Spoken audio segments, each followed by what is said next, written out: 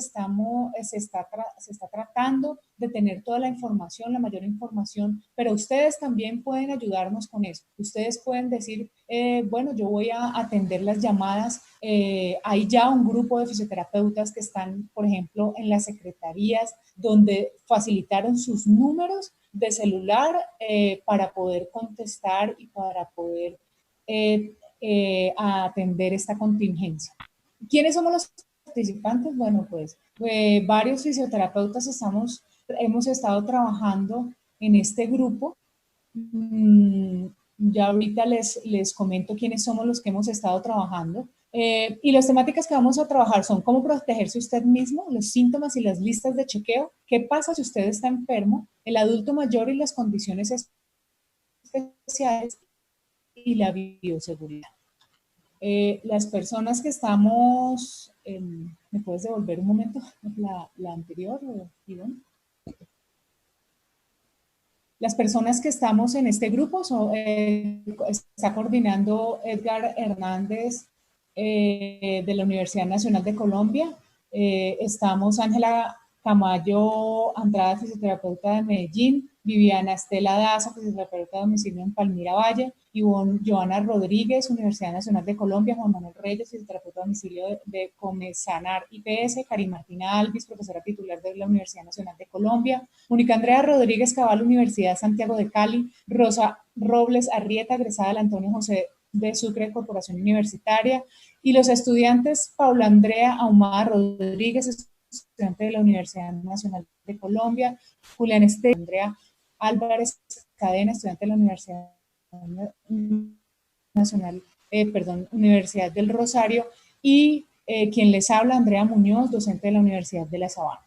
Le voy a dar paso a Ivonne, que es la persona que en este momento nos está compartiendo la pantalla para que iniciemos a trabajar, porque no podemos perder tiempo y seguramente ustedes van a tener el espacio de preguntas y van a querer hacer muchas preguntas. Entonces, Ivonne, adelante, te cedo la palabra para que continuemos en este webinar.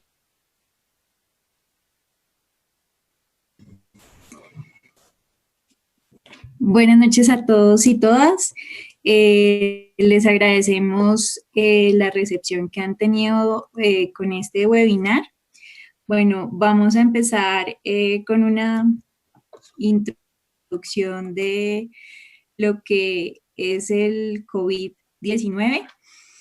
Entonces, como ustedes ya han escuchado en la radio y en las noticias, al parecer el virus ingresó a los humanos a través de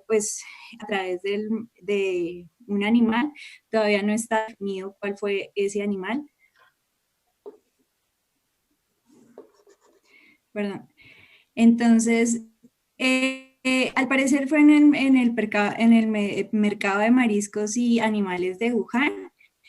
Y todo se dio fue porque un grupo de personas que habían estado en el mercado empezaron a tener una neumonía con una falla respiratoria importante.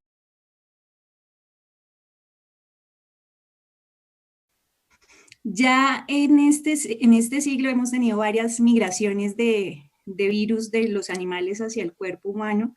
En el 2002 tuvimos la epidemia del SARS-CoV de Agalia que migraron y fue una epidemia importante con aproximadamente unas 700 muertes. Y también tuvimos el MERS, que fue una migración del cuidador, del camello al cuidador. El camello se recuperó y el cuidador falleció.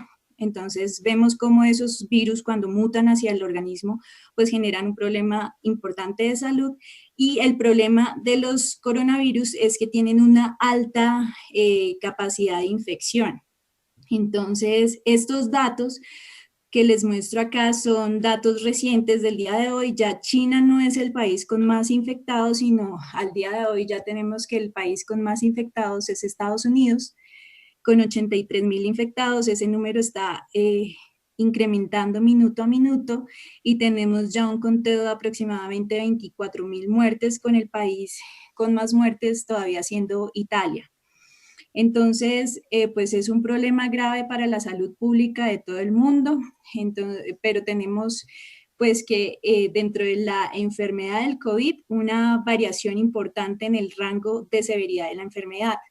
Entonces tenemos, por ejemplo, que el 81% de los pacientes tienen una enfermedad leve, sin neumonía o con neumonía leve, que se puede tratar en casa. El 14% sí desarrollan una enfermedad grave, que se acompaña de disnea, hipoxia. Entonces hablan de hipoxia con una PAFI menor de 300 y un compromiso pulmonar mayor del 50% en imágenes como TAC. El patrón radiográfico de esta enfermedad básicamente es de vidrio esmerilado que compromete importantemente el intercambio gaseoso. Y finalmente un 5% que hace una enfermedad crítica con falla respiratoria, choque séptico o disfunción multiorgánica que en la mayoría de los casos pues el desenlace es fatal. La mortalidad varía en los diferentes territorios del 0.2% al 7%. Entonces encontramos sitios como en China que la mortalidad fue realmente baja, se pudo controlar la epidemia, pero por ejemplo tenemos sitios como Italia en los que ya la mortalidad está rondando casi del 7 al 10%.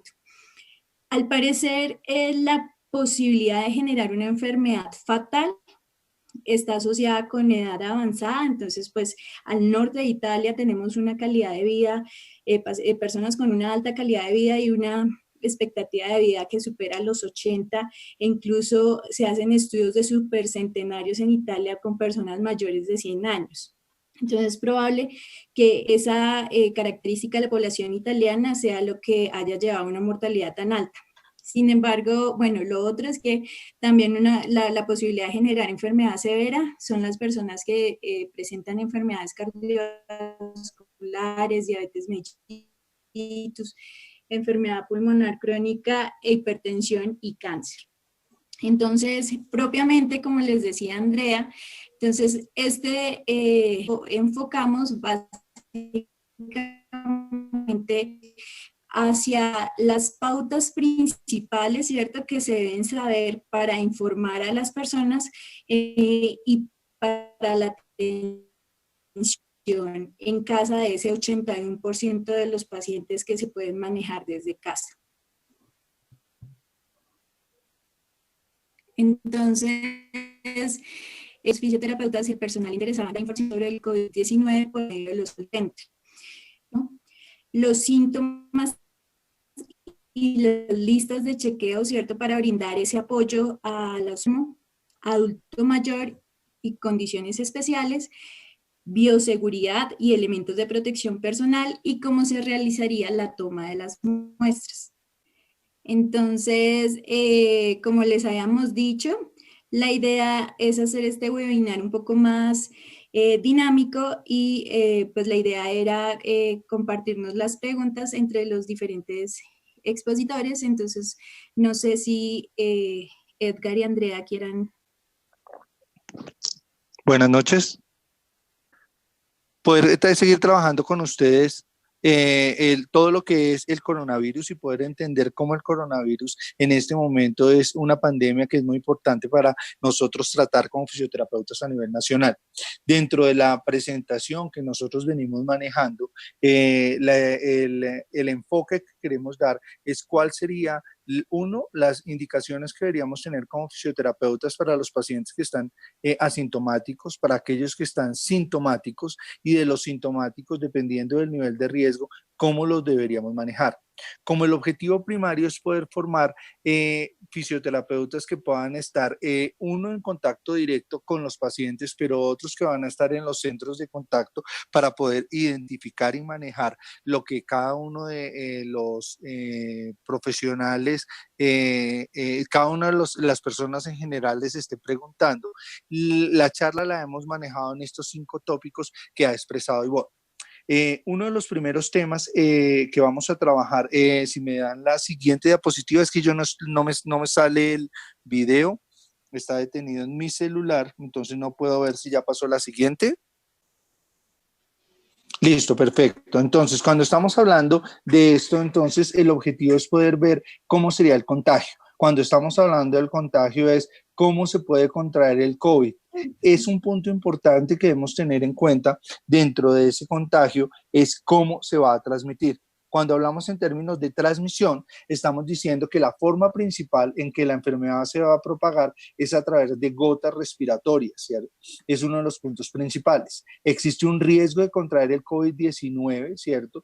De alguien sin ningún síntoma. Esto es muy bajo y es lo que se ha expresado en la evidencia. Eso no quiere decir que un asintomático no nos pueda transmitir el virus. Lo que hemos visto y lo que demuestra la evidencia en los últimos portales de evidencia, en las guías de infectología, lo que se plantea es que esta presencia de este contagio se puede dar. Muchas personas con COVID-19 experimentan solo síntomas leves, no van a presentar síntomas severos. Y este es un punto esencial en el cual debemos tener claro. Como los síntomas no son severos y puede parecer una gripa simple, el objetivo es que nosotros podamos identificar cuáles son esos síntomas y utilicemos la estrategia primaria, como vamos a hablar ahorita, que es el aislamiento. Y uno de los puntos importantes es que en las primeras etapas de la enfermedad, ¿cierto? Es posible que este COVID-19, ¿cierto? Solamente se evidencie por una tos leve y el paciente no se sienta enfermo, ¿cierto? Entonces, por lo cual se piensa que no se tiene la enfermedad. Por eso, uno de los principios nacionales que se quiere manejar ahorita es el aislamiento. Y el aislamiento implica la protección. Y para nosotros como fisioterapeutas implica la protección en términos del manejo del paciente y de las otras poblaciones. Dentro de los puntos más importantes de esto es si ese virus, ¿cierto?, se puede transmitir a través del aire, que es una de las preguntas que todo el mundo se ha hecho y sí. Uno de los puntos más importantes es que los estudios sugieren que se transmite a través de gotas respiratorias, ¿cierto?, que están en contacto con el aire. El CDC de Atlanta lo que plantea es que esas gotas van a caer en superficies que vamos a estar contactando, por eso la estrategia de si vamos a toser, coloquemos el codo, no lo hagamos en la mano, porque en el momento que hay contacto mano a mano, lo que estamos haciendo es transmitir esas gotas y eso lo que va a hacer es la transmisión del virus. Son de los puntos más importantes que se presentan dentro de la transmisión.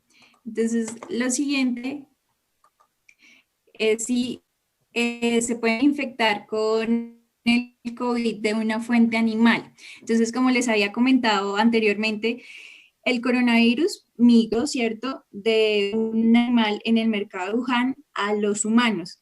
Y como les había contado también, ya en este siglo pues hemos tenido varias infecciones a través de ese proceso. Sin embargo, por ejemplo, ya que los animales domésticos se puedan infectar y que la transmisión se haga a través de ellos, no ha sido documentado, ¿sí? Entonces, pues por el momento no hay ninguna documentación que un animal doméstico pueda transmitir el virus, ni que nosotros podamos contagiarlos a ellos en el caso de que estemos enfermos. Entonces, pues la zoonosis es un problema que hemos tenido a lo largo de los siglos, pero puntualmente que nosotros podamos contagiar a nuestras mascotas o nuestras mascotas puedan ser un vector de migración del virus, no tiene documento. Bueno, entonces, ¿es seguro recibir un paquete de cualquier área donde se haya reportado el COVID, sí o no? La probabilidad, los científicos han identificado el virus y vivo, lo han puesto sobre diferentes superficies.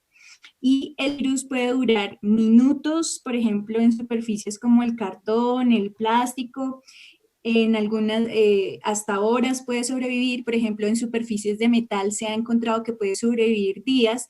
Sin embargo, los paquetes que viajan por domicilio se someten a diferentes condiciones de temperatura y de ambiente que difícilmente favorecen que el virus viva. Entonces, pues como tal en un paquete que viaje largas distancias no se podría pensar, pero por ejemplo el domicilio corto que se tiene en la ciudad sí se debería tener ciertas precauciones con los empaques porque pues no sabemos qué personas están enfermas.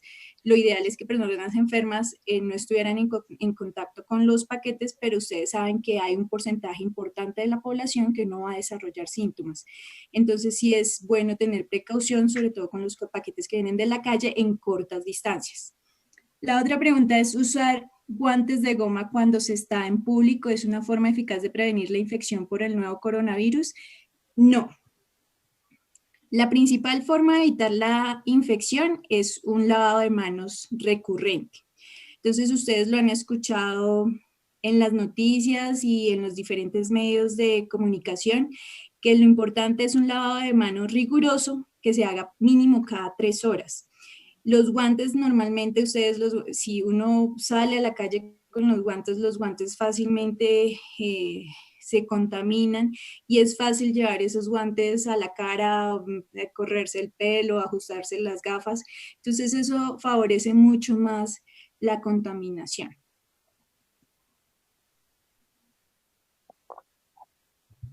Entonces, ¿cuáles serían las mejores formas de protegerme con respecto a lo que hemos hablado hasta el momento con Ivonne? Uno, el lavado de manos frecuente es uno de los indicativos centrales, ¿cierto? Y uno de los puntos centrales que vamos a manejar. La idea es manejarla en los 5 momentos que plantea la OMS y tenerlo en cuenta después del manejo en términos de pacientes. Y en el manejo usual, el lavado de manos, siempre que estemos llegando o saliendo, después de hacer una visita o estar en una institución, tenemos que tener en cuenta que el lavado de manos debe ser permanente. Evitar tocarse los ojos, la nariz y la boca, que era uno de los puntos importantes que estaba planteando ahorita Ivonne. Hay personas que al utilizar los guantes piensan que por tener el guante, el contacto, ¿cierto?, no se va a pasar y muchas veces va a pasar a los ojos, a la boca o a la cara en términos del contacto directo que se está haciendo. Uno de los manejos primarios que recomienda la OMS es quédese en casa. Y en ese momento estamos en un aislamiento, por eso todos estamos en este webinar, ¿cierto? Y no estamos haciendo una conferencia presencial, sino nos estamos quedando en casa como una medida de prevención. Pero si estamos enfermos, tenemos que aislarnos aún más, porque el contacto, ¿cierto?, va a llevar a que ese virus se transmita más fácilmente y podamos llegar a que otras poblaciones puedan contaminarse. Punto muy importante, limpiar y desinfectar todas las superficies que se están tocando con frecuencia. Uno de los elementos, ¿cierto?, de la transmisión es que como es por gotas y es transmisión en términos de paso por aire, lo que estamos teniendo es que esas partículas van a contaminar cualquier superficie o cualquier estructura que estemos contactando. Por eso debemos tener en cuenta que debemos estar limpiando esas superficies y estar lavando las manos. Y uno de los puntos principales que ha salido por todos los medios, nos debemos cubrir al estornudar con el codo, no con la mano, ¿cierto? Porque en la mano está pasando todo lo que está el virus, ¿cierto? Que vamos a hacer que pase de una persona a la otra. El lavado de manos debe ser frecuente, debemos tener en cuenta que ese lavado se debe hacer en todo momento o debe realizarse con agua y jabón o con una base de alcohol, que son los 2 elementos primarios que nos van a ayudar a que el virus no se pueda transmitir. Importante, en nuestras casas, en el consultorio, en la zona hospitalaria, el punto central es decirle a las personas que en todas las actividades, que si se va a sonar la nariz, que si va a toser, que si va a estornudar, el lavado de manos va posterior a esas actividades, ¿cierto? Así no haya hecho contacto directamente con la mano. Después de ir al baño, antes y después de comer, después de contacto con animales o mascotas. Uno de los puntos que planteaba ahorita Ivonne es que los animales no van a transmitir el virus, pero el virus sí puede pegarse dentro de la piel del animal y en el momento en que yo lo contacto, lo acaricio, la transmisión se va a dar. Entonces, por eso lo que se recomienda es que si yo estoy enfermo, no debo hacer ese contacto y no tengamos ningún inconveniente en términos de ese manejo. Antes y después de asistir a una persona que necesita cuidados y especialmente a personas que están manejando domiciliación o personas que están en consulta externa, el lavado de manos, que es prioritario, en este momento se vuelve 10.000 veces más prioritario en términos del manejo general.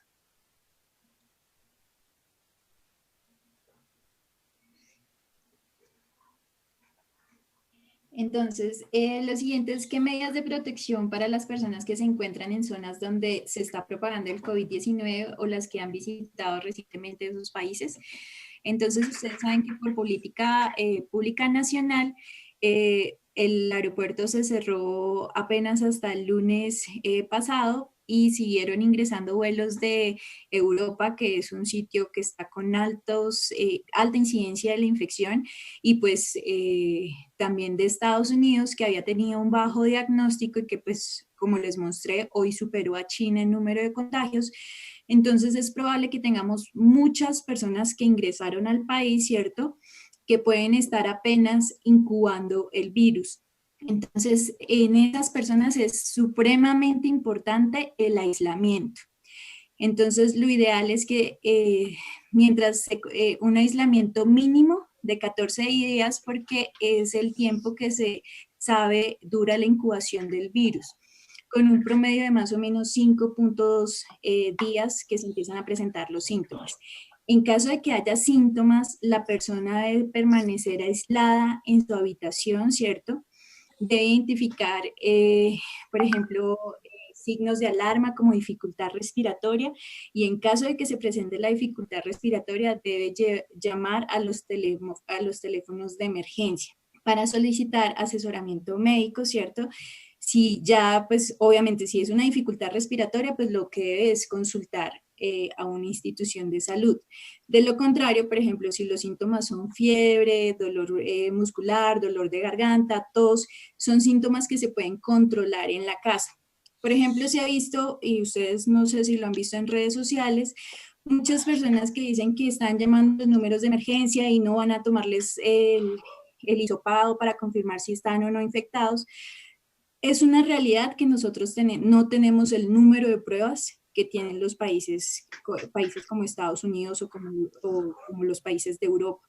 Entonces es probable que muchos de los diagnósticos se demoren, pero entonces si uno estuvo en un país, ¿cierto?, que tiene altos índices de infección en los últimos 14 días o estuvo con personas que viajaron recientemente y presentan los síntomas, uno de una vez debería pensar que es un caso positivo, así no tenga el dato confirmatorio.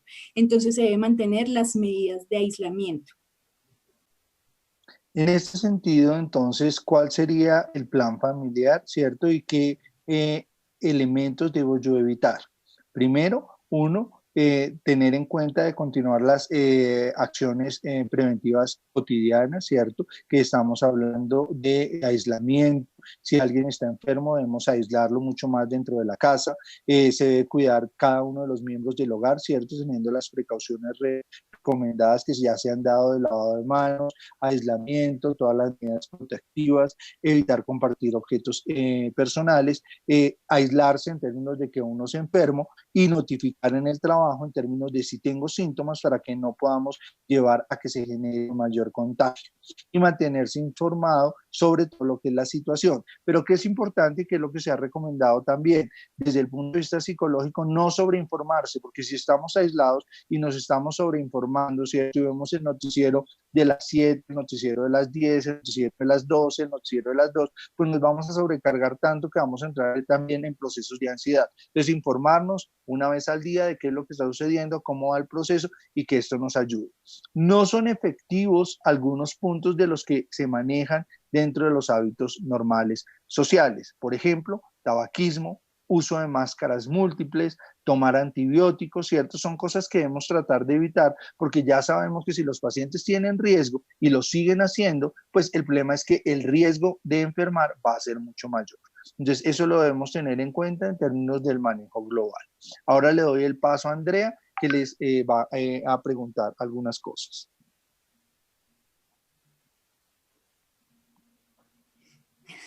Muy bien, muchas gracias Edgar e Ivonne por la intervención. Entonces vamos a ir con una serie de preguntas.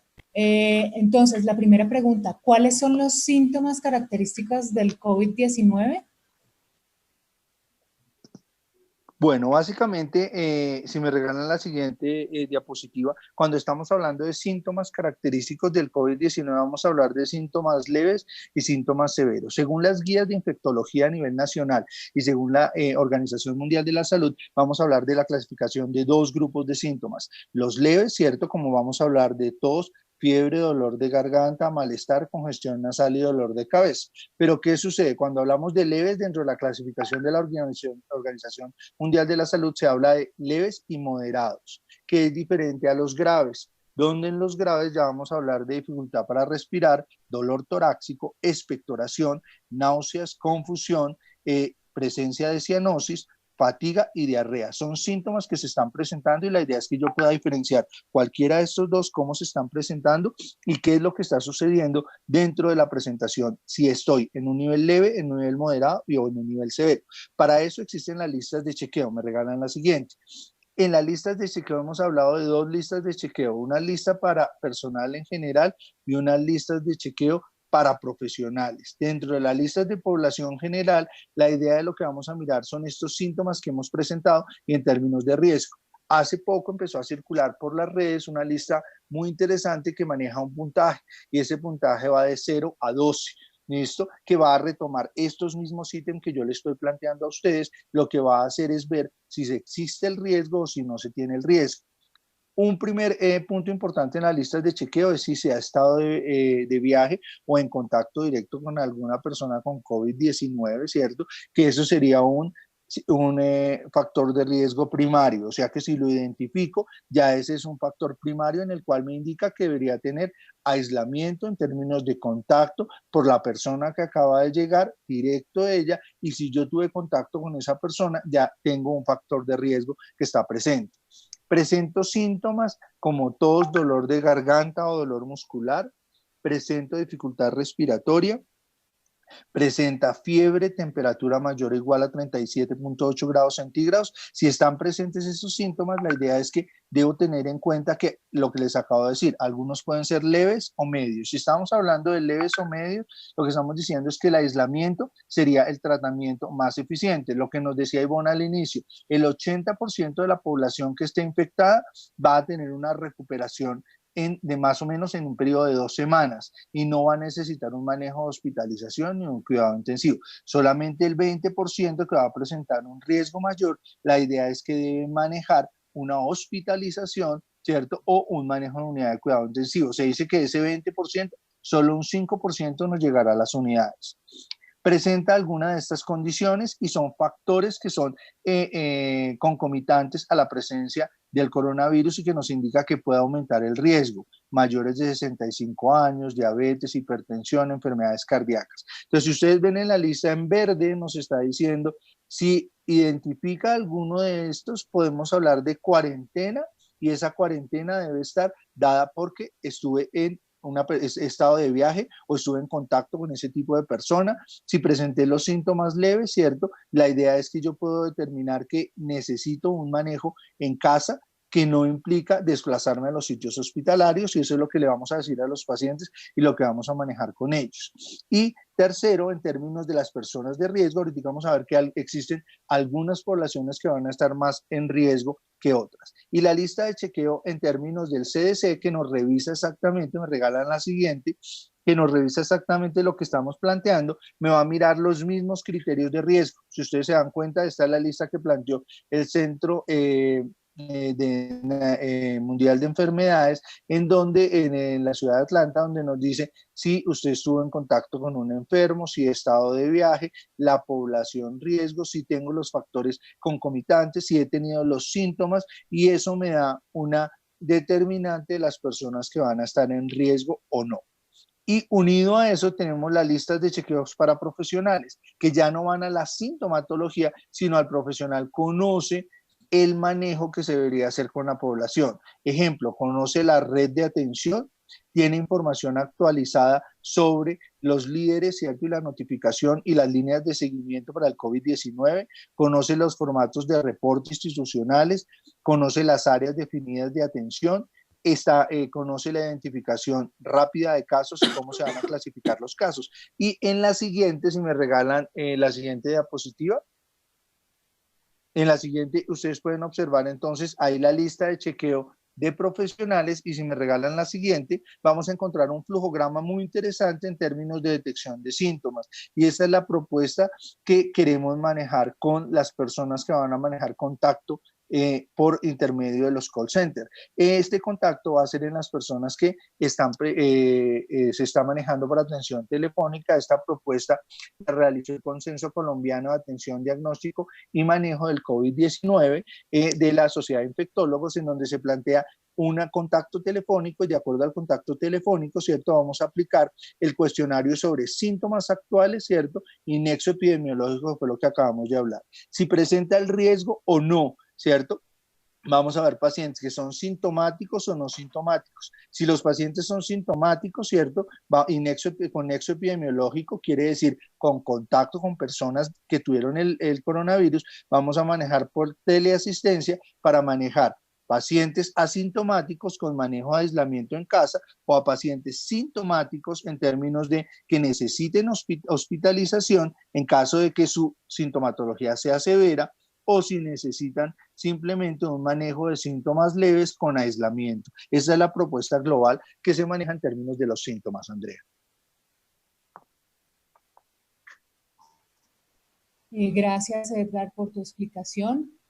Vamos a continuar entonces. Bueno, Edgar se adelantó un poco a todas nuestras preguntas, cómo identificar los síntomas leves, ya nos habló de ello, y qué síntomas requiere atención médica especializada. Vamos a pasar entonces ahora a la siguiente pregunta. ¿Qué pasa si usted está enfermo? ¿Cuáles son los aspectos básicos a tener en cuenta cuando en nuestro domicilio tenemos una persona con diagnóstico de COVID-19? Bueno, ¿qué vamos a tener en cuenta en términos si la persona está enferma? Entonces, debemos tener en cuenta que algunos de los aspectos básicos, ¿cierto?, que de una persona de diagnóstico de COVID-19 es: uno, separarse de otras personas, llame con anticipación a su médico, ¿cierto?, o a las líneas de manejo específico, ¿cierto?, que están dadas por cada una de las secretarías de salud dentro de cada uno de los departamentos. Uno, utilizar mascarilla, cubrirse la boca en términos de cuando va a toser, y específicamente el protocolo que se está manejando es hacerlo con el codo, limpiar las manos con frecuencia, evitar compartir artículos personales y limpiar todas las superficies en las cuales usted va a estar en contacto. Esos son los criterios primarios que le vamos a dar al paciente y que vamos a manejar con nuestras familias y nosotros como profesionales. Perdónenme un segundo, ¿están viendo la presentación? ¿Tú la estás viendo? No, en este momento no se está viendo.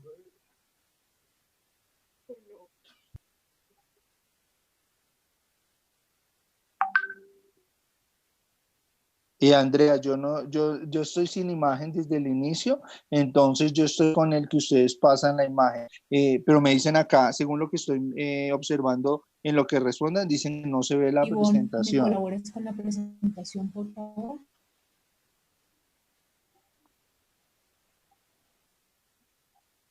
Ya se ve. Listo, muchísimas gracias, Ivonne.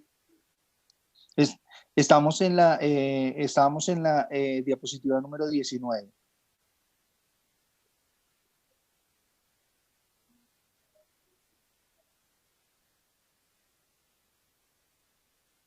Entonces ahí está el centro de lo que les explicaba ahorita, que ya lo pueden observar. Me disculpo con ustedes, yo estaba hablando en términos de pensé que ustedes la estaban viendo. La idea es que aquí están como los puntos importantes al quedarme en casa, y el punto, si yo estoy enfermo, cómo debo manejar el aislamiento y cómo debo manejar la protección por el aislamiento, y cómo voy a lograr que los pacientes entiendan y manejen cada uno de esos conceptos. Andrea. Gracias, Edgar. Vamos con la siguiente pregunta. ¿Cómo identificar los síntomas? No, perdón, me corrí de pregunta. ¿Cómo se maneja el aislamiento de una persona diagnosticada con COVID-19 en el domicilio de aislamiento en hogar? Listo, perfecto. Entonces, como vemos en la siguiente diapositiva, la idea es que debo separarme o debo separar esa persona de las otras personas, limitar el contacto, ¿cierto?, con personas, mascotas ¿cierto? Dentro de la casa y con utensilios. La idea es que esa persona va a estar completamente aislada dentro de su cuarto. La idea de lo que se ha hecho dentro de los protocolos es que se le va a pasar lo de alimentación, se le va a pasar todas las, para suplir las necesidades del paciente, pero la idea es que debe estar aislado dentro del mismo espacio, ¿cierto? Debe separarlo dentro del mismo espacio de las otras personas para que no haya contaminación. Específicamente en el contacto con mascotas, debo tener la precaución que hablábamos ahorita, no es porque la mascota vaya a transmitir, sino porque la persona que está enferma, al contactar la mascota, ¿cierto? Y que otra persona posteriormente la contacte, va a generar que el virus pueda transmitirse. Permanecer en una habitación individual y evitar compartir los elementos de aseo o los elementos, ¿cierto? Sanitarios en términos de manejo en las actividades. Bien, ¿es posible asistir a una cita para conversar sobre el manejo, sobre algún aspecto relacionado con un paciente diagnosticado con COVID-19 y que se encuentra en aislamiento en hogar? Sí, algo importante de lo que debemos tener en cuenta es que cuando la persona está diagnosticada, de lo que hablábamos ahorita, pero tengo un diagnóstico leve o moderado, ¿cierto? En términos de que mis signos no están siendo altos que impliquen la atención hospitalaria, la idea es que yo me mantenga aislado, pero debo mantenerme en contacto con el médico y decirle al paciente que debe llamar antes de acudir a la cita. Debe asegurarse de recibir la atención si los síntomas empeoran. Eso es algo muy importante que debemos aclararle a los pacientes. Si los síntomas, ¿cierto? Si la sensación de cansancio, si la dificultad respiratoria, si los síntomas respiratorios están aumentando, la idea es que yo voy a poder llamar al servicio de emergencias para poder mirar cuál va a ser el siguiente nivel de atención y llamar con antelación e informarme, ¿cierto?, del procedimiento de cómo va a ser el manejo del COVID-19. Por eso hablábamos de los centros de contacto. Uno de los puntos importantes para nosotros como fisioterapeutas es tener esos centros de contacto para poder lograr que la población general comprenda todo lo que estamos hablando. En algunos momentos yo sé que muchos de ustedes conocen el procedimiento y el manejo, pero la idea de lo que estamos tratando es de unificar entre todos un mismo lenguaje, un mismo manejo de cómo vamos a hacer que la comunicación en salud sea mucho mejor. Muy bien, muchas gracias. A continuación vamos a seguir con el tema de adultos mayores y poblaciones. Pregunta, ¿en los pacientes con otras patologías concomitantes se debe tener algún programa en especial?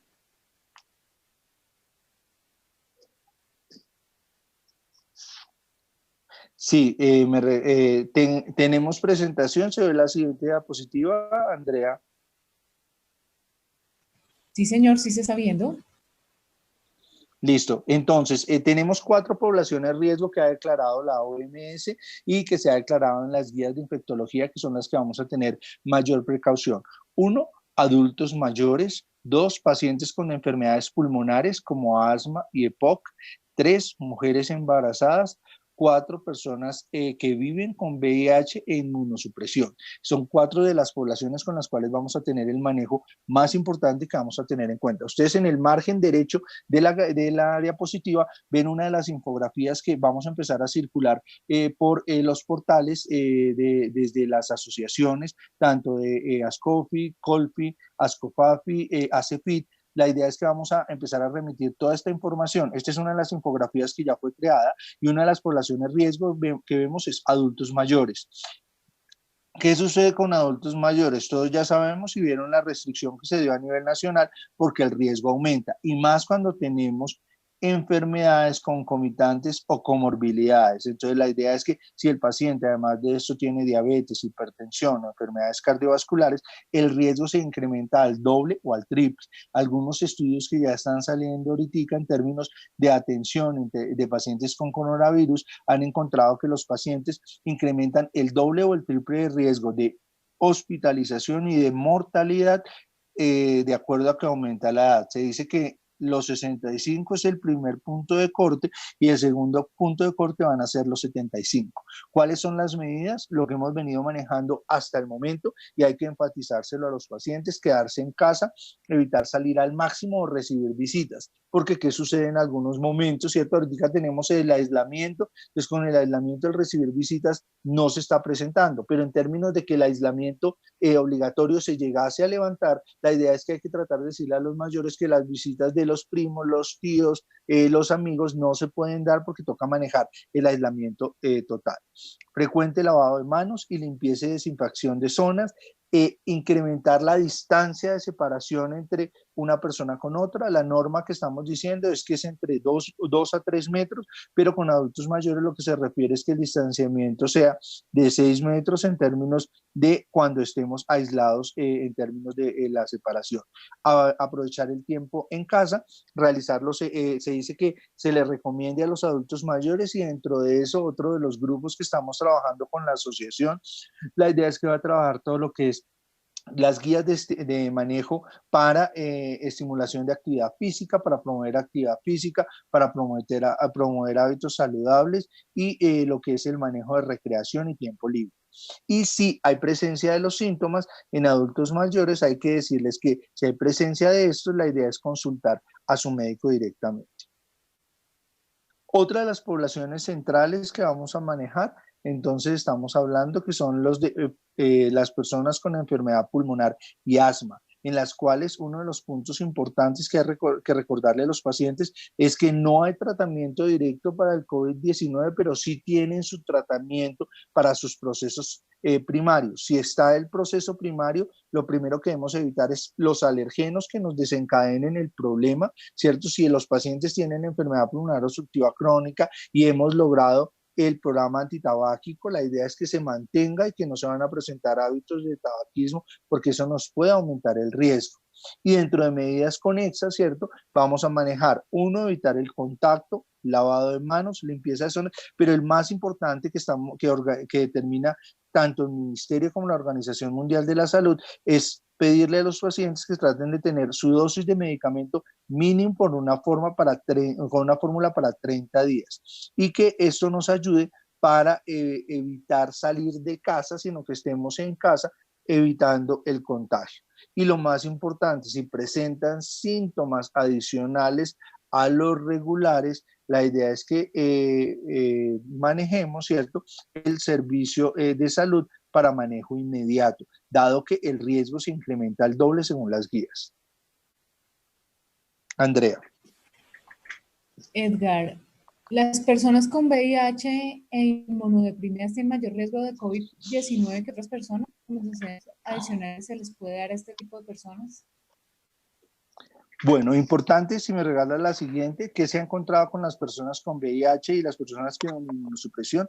Uno, son personas que tienen un tratamiento antirretroviral. Si el tratamiento antirretroviral se mantiene, ¿cierto? La idea es que el riesgo sería como el de cualquiera de las otras personas. ¿Dónde incrementamos el riesgo?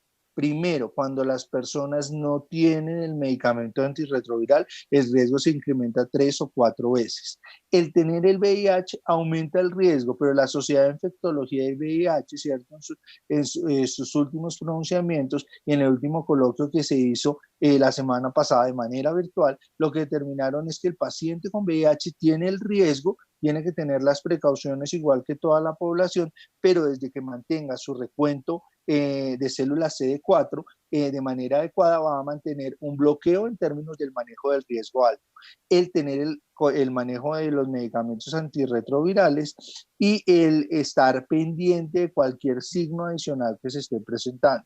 Importante dentro de lo que las recomendaciones adicionales que da el CDC es uno, es el manejo de los medicamentos que se deban tener y exactamente igual, que pidan un aprovisionamiento mínimo por 30 días, que tengan una alimentación balanceada, un sueño adecuado y que en este tipo de población reduzcan al máximo el estrés, que era lo que hablábamos en algún momento de la ansiedad, el estrés de estar encerrados, que si no puedo manejar esa situación y me estreso, eso me puede bajar los conteos y puede llevarme a que se afecte un poco más lo que es el la inmunosupresión y me va a llevar a que tenga riesgo de contagio.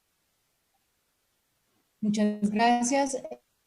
Una última pregunta para Edgar. Bueno, van dos. Durante el embarazo el COVID-19 puede causar problemas de salud, puede pasar de una mujer embarazada al feto o al recién nacido. ¿Qué se podría recomendar en el amamantamiento? Bueno, importante embarazo, que fue uno de los puntos primarios que desarrollamos, y en eso va a salir una infografía completa en términos de que en las mujeres embarazadas, ¿cierto? En este momento no se tiene, como no se conoce un tratamiento directo para el COVID, ¿cierto? No sabemos cuál va a ser el efecto directo de los tratamientos sobre el embarazo, porque es incierta, ¿cierto? Esa relación entre el embarazo y los tratamientos para el COVID-19. Pero que es importante que los cambios que está experimentando la materna pueden aumentar el riesgo para contraer infecciones. Todo lo que son los cambios que está presentando por la maternidad pueden llevar a que el riesgo aumente.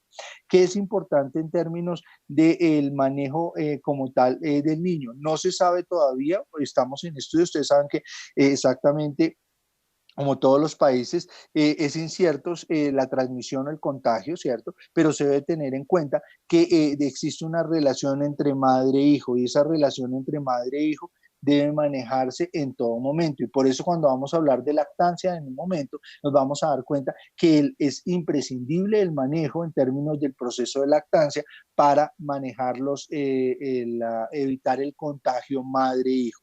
¿Cuáles son las recomendaciones primarias?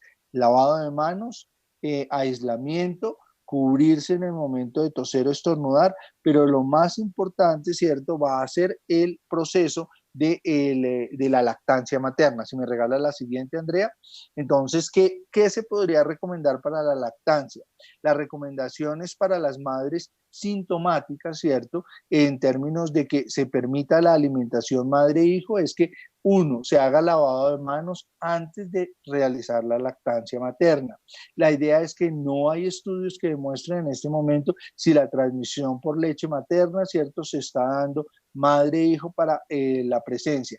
¿Qué se recomienda? Ustedes ven en la parte inferior la extracción con la extracción de leche materna con instrumentos manuales o eléctricos que me permitan tener los depósitos de leche materna para alimentar al niño en términos de que haya contaminación de la materna. Pero en casos de que el médico autorice el término de que hay que dar la lactancia materna, entonces lo que les decía ahorita, uno, lavarse las manos, dos, tener protector a nivel de máscara facial, el uso de ropa limpia y la desinfección de manos, ¿cierto? Y de zonas cercanas a donde se va a hacer el proceso de la lactancia materna. La idea es que se deben manejar estos dos procesos para evitar la contaminación tanto de la materna como del niño. Muchísimas gracias, Edgar. Ahora quiero que Ivonne nos colabore en las siguientes preguntas. Ivonne, ¿cuáles son los 5 momentos de la...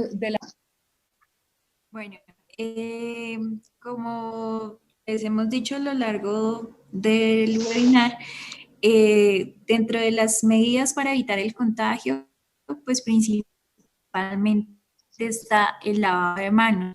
Nosotros como profesionales de salud, probablemente ahora que empiece el pico de infecciones, vamos a estar en contacto con diferentes personas con el COVID-19. Entonces es importante, ¿cierto?, recordar los momentos de lavado de manos que deben ser antes del contacto con el paciente, antes de realizar cualquier tarea limpia o aséptica, ¿cierto?, con el paciente, después del riesgo de exposición a líquidos corporales, después del contacto con el entorno del paciente y después del contacto con el paciente. El lavado de manos debe ser riguroso, debe ser un procedimiento sistemático. Ustedes ya conocen las diferentes formas de lavado de manos, pero debe mantener... Cuando nosotros manejamos pacientes con COVID, debe ser de mínimo 40 a 60 segundos ese lavado de manos. Gracias, Ivonne. ¿Cuáles son los elementos de bioseguridad? Bueno, entonces, como les decía, en las próximas semanas va a incrementar la necesidad de hacer pruebas diagnósticas en casa, con ese 80% de pacientes infectados que vamos a tener de manejo en casa. Entonces, dentro de los elementos de protección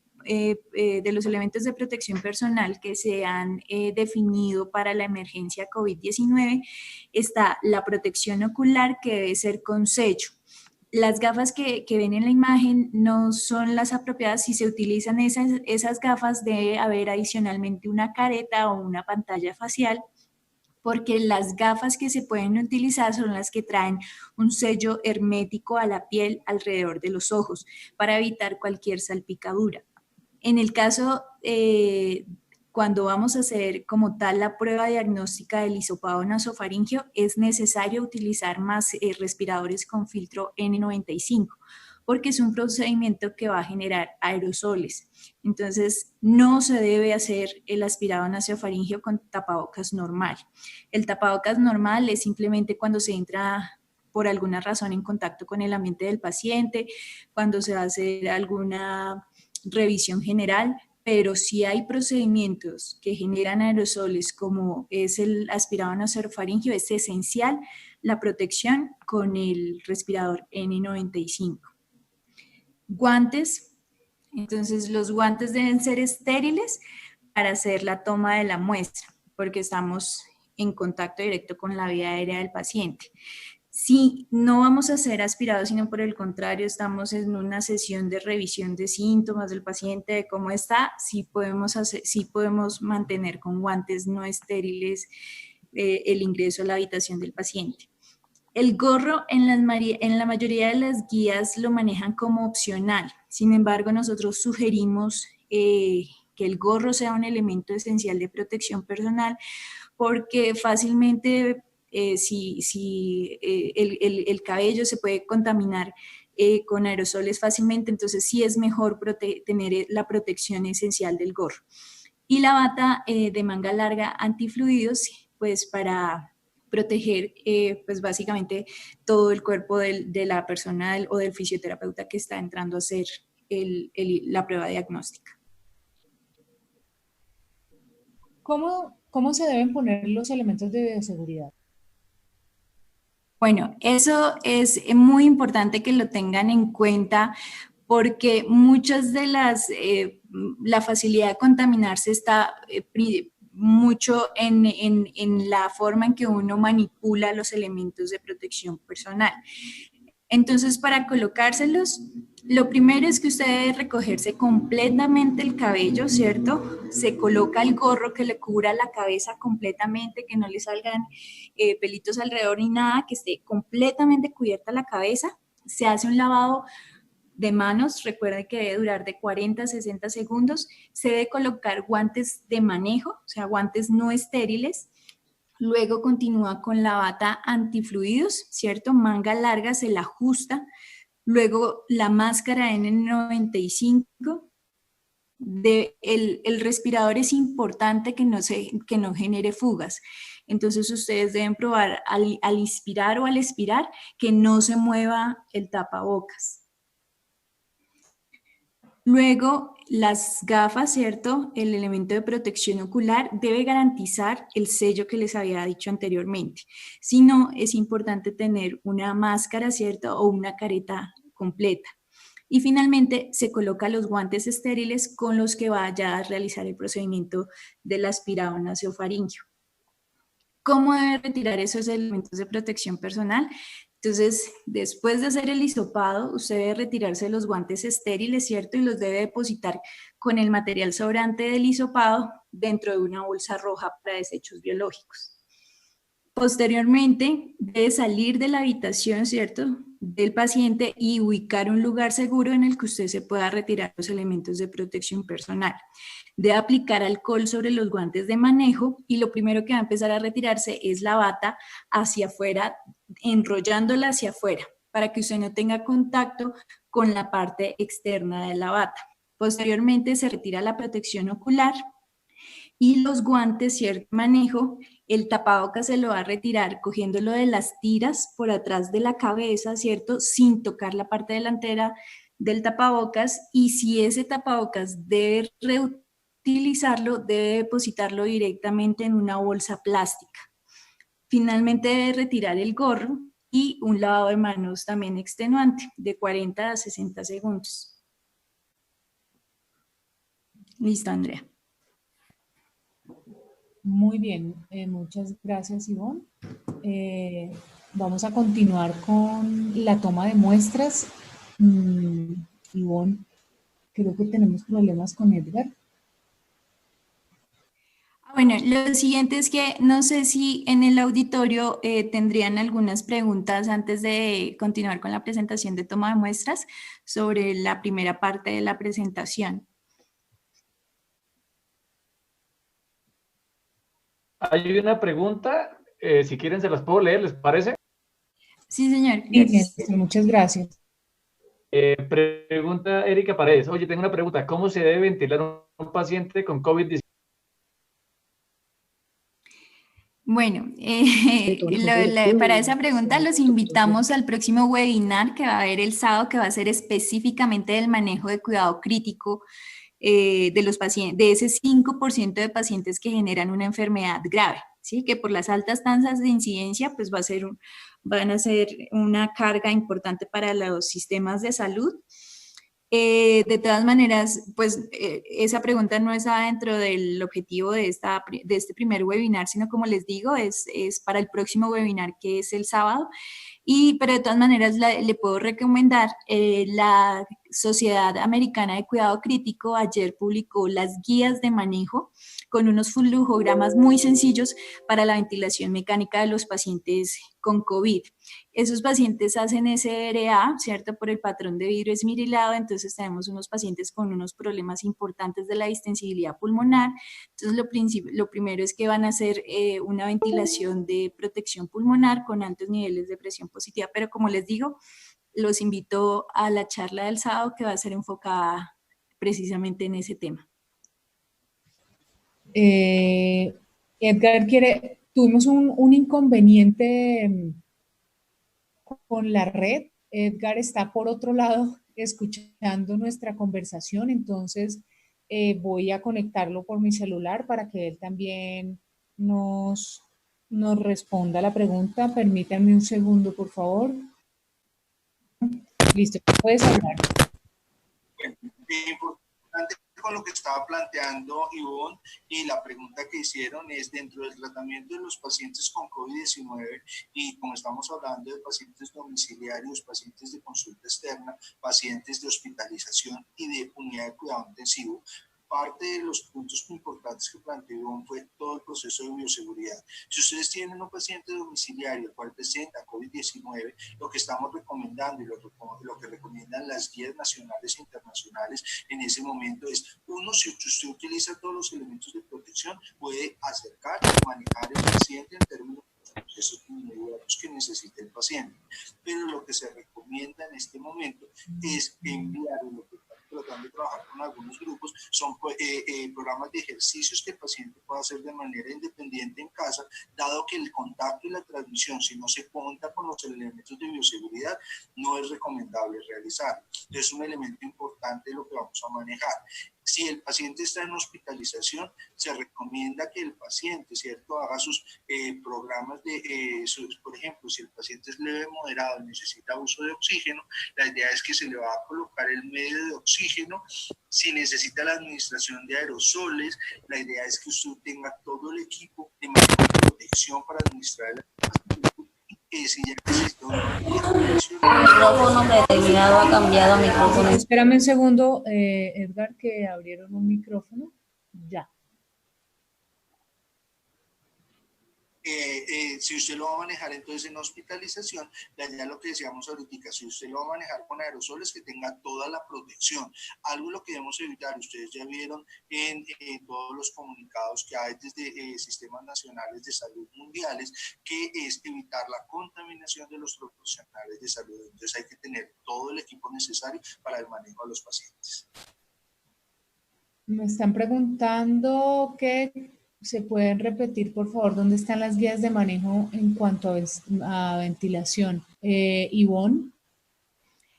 Sí, pues nosotros estamos construyendo, así como hicimos ahorita con este webinar, basado en las guías de la OMS, del Ministerio de Salud y de la CDC.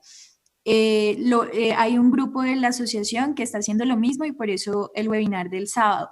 Pero sí, por lo pronto sé que ayer la Sociedad Crítica, ¿cómo es? Critical Care Medicine publicó las guías de manejo basadas en la evidencia para la emergencia del COVID. Entonces, yo creo que en Google lo ponen así, Critical Care Medicine COVID-19 y les aparecen las guías. Muy bien. Creo que hay otra pregunta por acá, permítame un segundo. ¿Cuál es el manejo desde fisioterapia? No, pero esto ya lo hemos respondido. El traslado de la toma de muestras se puede hacer en cualquier tipo de vehículo, Edgar. Las normas de protección del manejo de la muestra, ¿cierto? Que es uno de los elementos centrales dentro de una de las guías que ya remitió Cecilia Wilches, es que se debe hacer el manejo de protección en términos del manejo de la muestra. Entonces, las muestras se deben tomar con todos los elementos de protección, se debe hacer el hisopado naso o faríngeo, ¿cierto? Si lo estamos haciendo en el ambiente domiciliario, se va a hacer una habitación de uso individual en los pacientes y luego de hacer la toma, la idea es mantener el transporte de la muestra lo más protegido posible.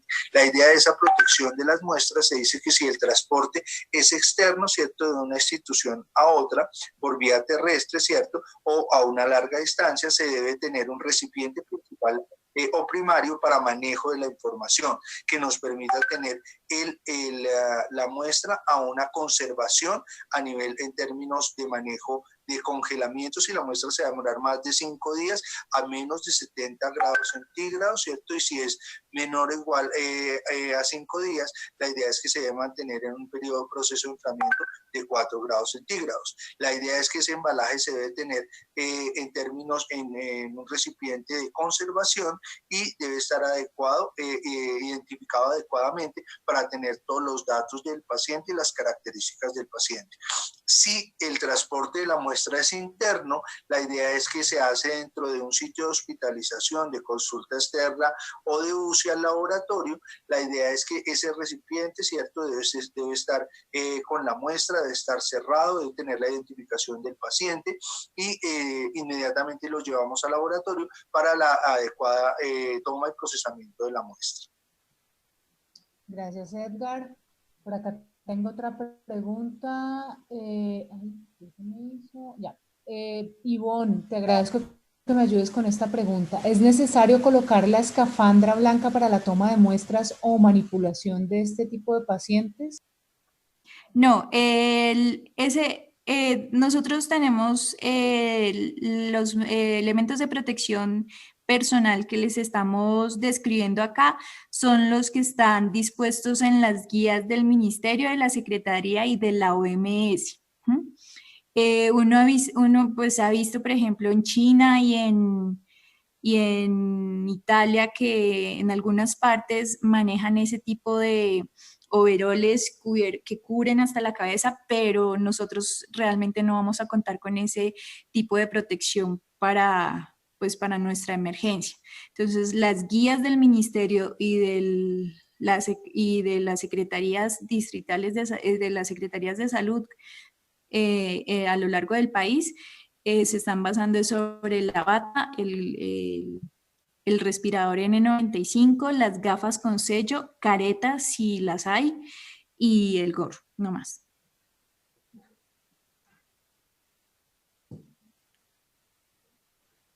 Ok, gracias, Ivonne. Por aquí tenemos otra pregunta.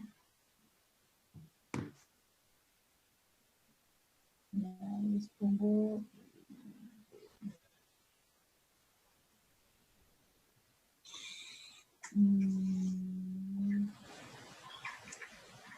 Edgar, ¿cuál es el manejo desde fisioterapia en los pacientes diagnosticados con COVID-19? Bueno, tal cual como lo comentaba Ivonne, la idea del manejo del paciente con COVID-19, como lo hemos descrito con anterioridad, va a depender de las características de clasificación del paciente. Si el paciente, de acuerdo a su sintomatología, lo clasificamos como leve, la idea es el aislamiento domiciliario, y dentro del aislamiento domiciliario mirar si los síntomas que se están presentando se resuelven, porque la idea es que la resolución estaríamos hablando que es en un periodo de 2 semanas, aunque si el paciente es diagnosticado y los síntomas incrementan, la idea es que requiere hospitalización o requiere unidad de cuidado intensivo, el manejo va a estar dado por su nivel de riesgo. Si estamos hablando del nivel de riesgo moderado, estaríamos hablando del uso de oxígeno, y si estamos hablando del nivel severo, estamos hablando de pacientes que ameriten manejo de ventilación mecánica. Entonces, esto lo estaremos manejando el día sábado en el seminario sobre... Ya dale, sigue. Esto lo estaremos manejando el día sábado en el webinar que vamos a manejar de ventilación mecánica, que los invitamos, que va a ser en horario del sábado de 2 a 4 de la tarde, donde se va a manejar los principios de ventilación mecánica para este tipo de pacientes. Ok, gracias, Edgar. Para la toma de muestras, ¿uno debe necesitar asistencia o no es necesario? Edgar. Idealmente lo debería poder hacer una sola persona, porque lo que se recomienda es que entren en contacto con el paciente el menor número de personas, incluso para cosas más complicadas como la intubación orotraqueal y demás. También se recomienda que esté la mínima cantidad de personal necesario para el procedimiento. Entonces, lo ideal es que una sola persona pueda hacer la toma de la muestra. Gracias, Ivonne. Nos están aclarando que la escafandra es un protector facial de plástico esencial en el manejo de todo paciente con diagnóstico de COVID-19. Complementa el N95 y las gafas. Gracias, Diana Páez, por aclararnos lo que es una escafandra. Sí, yo tendría las dudas ahí porque por eso les decía, careta facial o gafas con sello. Entonces, por ejemplo, se utilizaría en las gafas que estaban en la imagen, necesitarían una careta completa, ¿cierto? Para cubrir la cara, porque esas gafas no sellan. Pero lo decimos sobre todo porque es el material que es basado sobre la guía del ministerio y de los kits de protección personal que van a estar proporcionando a los profesionales de la salud aquí en Colombia. Son las gafas con sello, ¿sí? Gafas con sello o careta completa. Es lo que están proporcionando. Perfecto, muchas gracias. Igual como lo otro que les puedo decir es que estas son o sea, nosotros la información que estamos dando, la estamos dando sobre la base de las guías, pero es probable que en algunas instituciones, ¿cierto?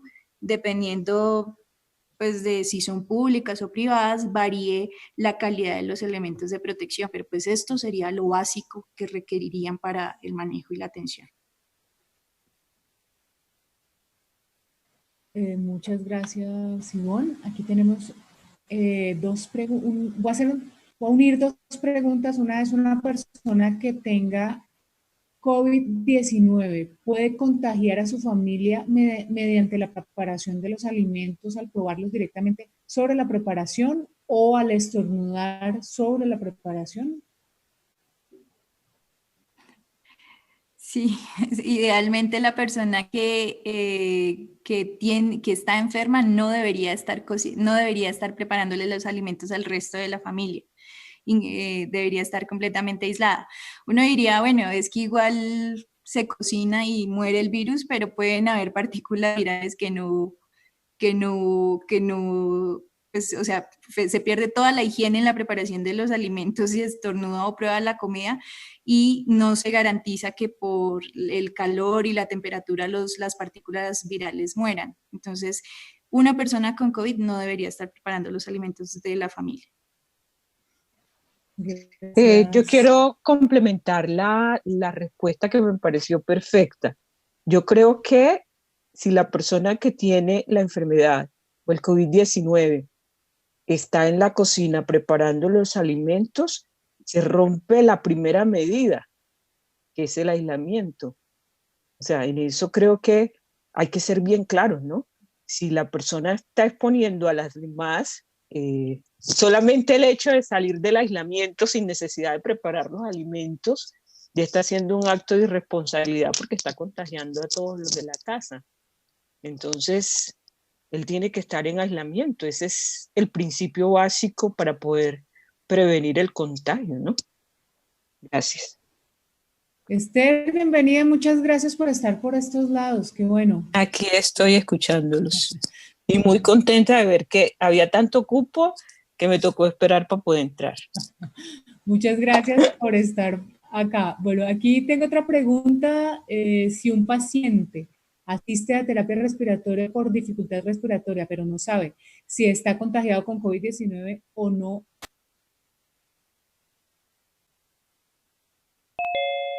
Yo ahí también quisiera complementar, qué pena meter tanto la cuchara. Yo creo que la primera cosa es la causa, identificar la causa del trabajo respiratorio. No todo aumento de trabajo respiratorio, no toda falta de aire se resuelve con broncodilatadores ni con terapia inhalada. Si la necesidad lo lleva a uno a pensar que la terapia inhalada es la forma de resolver, la recomendación es inhaladores de dosis medida con cámara espaciadora. Y necesidad, yo que me imagino, el asmático, el EPOC que llegó con un broncoespasmo severo porque hace parte de su enfermedad, llegó a la urgencia con una exacerbación de su enfermedad y impajaritablemente hay que broncodilatarlo. No es decirle no al broncodilatador ante la necesidad, es usar inhaladores de dosis medida en aquellos casos en los que verdaderamente haya indicación de terapia broncodilatadora. Los fisios a veces tendemos a hacer un exceso, un abuso de la terapia inhaladora porque no identificamos verdaderamente la causa del aumento del trabajo respiratorio. No todo lo que pita necesariamente es broncoespasmo, ni todo lo que pita necesariamente se resuelve con broncodilatadores. Entonces yo creo que hay que tener bien clarita la identificación de la causa y si la necesidad es innegociable, la recomendación es inhaladores de dosis medida con cámara espaciadora. Sí, muy bien. Y otra cosa, perdóname un segundo, ya para finalizar, en la sospecha de que sea un COVID-19, sí, lo primero y con dificultad respiratoria, sí se debería iniciar las medidas diagnósticas antes que el tratamiento, porque perder el tiempo intentando dar un tratamiento no específico puede complicar aún más el caso. Bueno, quiero agradecer a Edgar, a Ivonne y a Esther por las respuestas, pero en este momento quiero darle paso a Esther para que nos hable de toma de muestras. Me parece fundamental este tema. Creo que todos querrán oír a Esther, una persona que lleva mucha trayectoria en todo lo que es cardiorrespiratorio. Entonces, Esther, te dejamos el micrófono abierto para que nos ilustres con todo tu conocimiento. Muchas gracias. Listo, entonces la primera cosa, agradecerles pues a todos los que han tomado parte de su tiempo sin hacer nada para escucharnos hoy. Estas recomendaciones están fundamentadas en las directrices nacionales e internacionales, ¿cierto? Y el objetivo básico es contribuir a la orientación de los fisios y de otros profesionales de la salud si nos están escuchando, con unos aspectos básicos relacionados con la toma de muestras respiratorias. ¿Puedes pasar la siguiente? Digamos que el objetivo, ya lo dije, son instrucciones básicas para una adecuada recolección de muestras respiratorias. Ya La siguiente. Digamos que este contenido ya fue tratado, ya hablaron de bioseguridad, de los elementos de protección personal, que son básicos cuando de recoger muestras respiratorias se trata. En este caso estamos hablando justamente de la demanda que hay para nosotros los fisioterapeutas en estos momentos por la pandemia, ¿cierto? Por el coronavirus. En muchos fisioterapeutas que antes no hacían este procedimiento, hoy les está tocando realizar la toma de muestras respiratorias. Y yo quisiera decir que este es el primer paso y tal vez uno de los más importantes. A veces tendemos a subestimar este tipo de intervenciones y le damos un protagonismo muy grande a la ventilación mecánica. Pero es tan importante la persona que toma la muestra porque de una adecuada toma de muestras depende un buen diagnóstico. Entonces, todas las cosas son importantes. Aprender a ventilar, aprender a protegernos, aprender a tomar la muestra. Una buena muestra asegura la identificación o no de un paciente que pueda estar contagiado por coronavirus. Entonces, la importancia que queremos transmitir con este curso y con esta charla en específico es la capacitación y el conocimiento básico, sencillo, pero adecuado para realizar un procedimiento bien realizado. La siguiente. Los puntos importantes antes de una toma de muestra: mantener sus manos lejos de la cara cuando usted está realizando el procedimiento, limitar las superficies que usted toca, cambiar sus guantes si se rompen o se contaminan, y siempre realice el lavado de manos antes y después del procedimiento. Como lo vamos a ver más adelante, usted puede realizar este procedimiento en el domicilio, en la consulta externa, en las urgencias. Y no es lo mismo la toma de muestras en una habitación que tiene presión negativa a la toma de muestras o a la exposición a la que usted está cuando toma la muestra en la habitación del paciente que no tiene ventilación por presión negativa y que no necesariamente tiene las condiciones ambientales para realizar el procedimiento, que pueden ser muchos de los casos. Por eso la insistencia en aprender a usar los elementos de protección personal para poder disminuir el riesgo de contagiarnos durante el procedimiento. Yo no voy a ahondar mucho en esta diapositiva porque ya esto lo tocaron, a qué se denominan elementos de protección personal, a toda ropa o equipo especializado utilizado por los empleados o por nosotros, los profesionales de la salud, para protección contra materiales infecciosos. Las precauciones estándar que todos conocemos: el lavado de manos, el uso de mascarillas. Previamente a la colocación, siempre recordar retirar todos los objetos personales, joyas, reloj, celular, bolígrafos. Nosotros en la institución somos muy obsesivos con el cuento de las uñas, del cabello recogido, y de verificar que todos los componentes de los elementos de protección personal sean del tamaño correcto, porque si usamos un par de guantes que nos da por la mitad porque tienes la mano muy grande, te pones un par de guantes talla 6, por ahí ya estás empezando a disminuir la efectividad de los elementos de protección personal. Siguiente. Esto está definido en todas las guías y si identificamos los procedimientos, en todos esos procedimientos los profesionales de la salud, especialmente nosotros fisioterapeutas, tenemos un papel muy importante: intubación orotraqueal, reanimación, toma de muestra, terapia respiratoria, pacientes traqueostomizados, aspiración de secreciones. O sea que en todos estos procedimientos en los cuales nosotros actuamos debemos utilizar los elementos de protección personal. No es que tengo la mascarilla pero no tengo el gorro, es que tengo el gorro pero no tengo sino un solo guante porque yo trabajo bien con un solo guante. Yo creo que en esto no podemos ser tan flexibles ni permitir realizar procedimientos, en este caso toma de muestras, sin todos los elementos de protección personal. Siguiente. Al usar las mascarillas, ya eso también lo hablaron, lo voy a repetir porque es muy importante, hay que verificar el sellado antes de la toma de muestras o al entrar a una habitación. Es cierto que hay veces en las instituciones ese no debería ser lo ideal, pero no siempre estamos en las situaciones ideales. Las mascarillas N95 las reutilizamos. Lo que las guías recomiendan es que ante las dificultades para conseguir mascarillas N95, se puede considerar su uso extendido hasta 8 horas continuas o hasta 5 recambios, verificando el estado adecuado de las mismas. Y para verificar el adecuado estado de las mismas, se hace el test de fuga, la verificación positiva del sellado, usted se pone la mascarilla, se la aprieta bien, la correcta colocación, va a soplar dentro de la mascarilla y no debe percibir fugas. Esa es una buena mascarilla.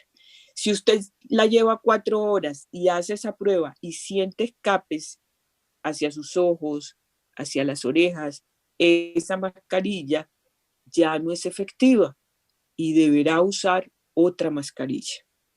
Esas no son recomendaciones de ASCOFI.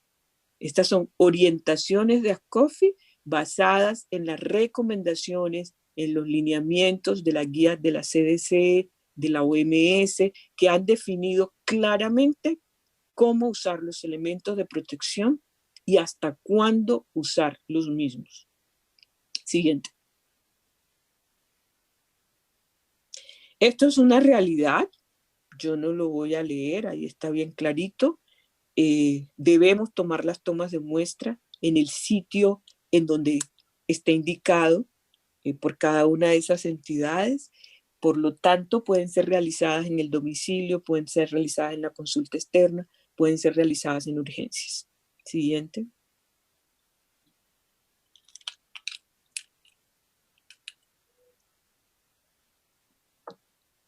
Los elementos para la toma de muestras. Ya Edgar lo había mencionado antes, hisopado nasofaríngeo, hisopado orofaríngeo.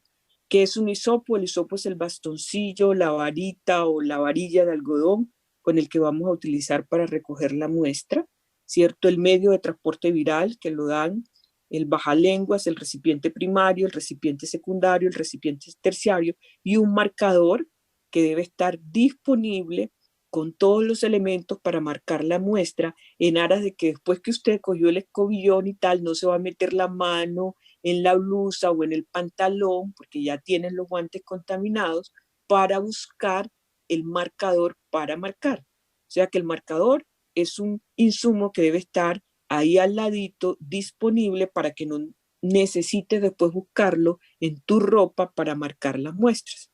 Siguiente. Siguiente. El lavado adecuado de manos, ya eso también lo explicaron, la duración debe ser la recomendada, debe realizarse siempre antes de colocarse los elementos de protección personal, un adecuado lavado de manos. Siguiente. ¿Cómo colocárselos? Lo primero, realice su lavado de manos, verificar que los elementos estén completos, retirarse todos los objetos, recogerse el cabello, y creo que la compañera, la colega lo explicó supremamente bien, colocarse el gorro, aplicarse alcohol, colocarse la bata, que debe ser de manga larga, antifluido, colocarse la mascarilla N95, ajustarla correctamente, realizar el test de fuga. Si tiene gafas correctivas, colocárselas y luego colocarse la careta o las gafas, se colocan los guantes y se estiran los brazos, ¿cierto? Los guantes deben cubrir hasta arriba, estirando los brazos, revise que las mangas de las batas no se desplacen para que puedan ofrecer una verdadera protección de los brazos. Con los elementos de protección personal ya colocados, siguiente.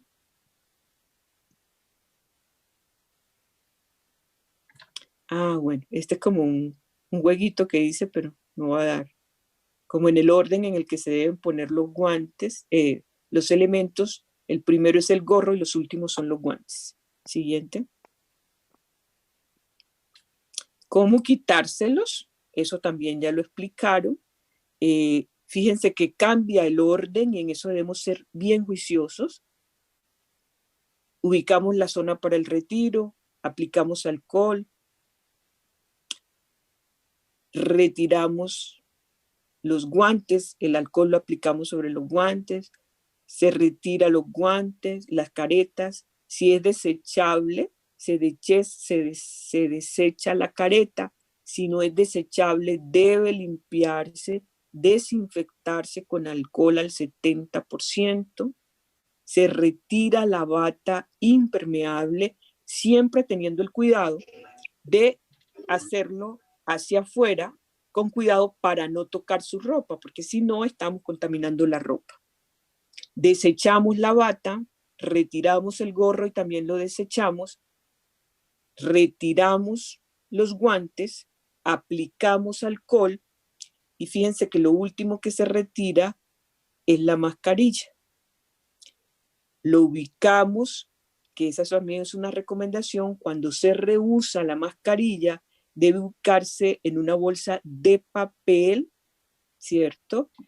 Para los que los guardan, en una bolsa, regularmente dicen que cada quien marque en una cajetica o en una cosa, evitando que la mascarita se deforme dentro del lugar donde la estás guardando. ¿O qué sería lo ideal? Desechar con cada paciente la máscara. Eso sería lo ideal. Y por último, realizar siempre lavado de manos. Siguiente. Este era otro jueguito. Identifique el orden en el que se retiran.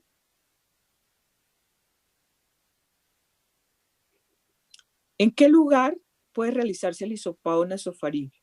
En el ámbito hospitalario, en una habitación que se disponga de presión negativa y que al menos tenga 12 cambios de aire por hora.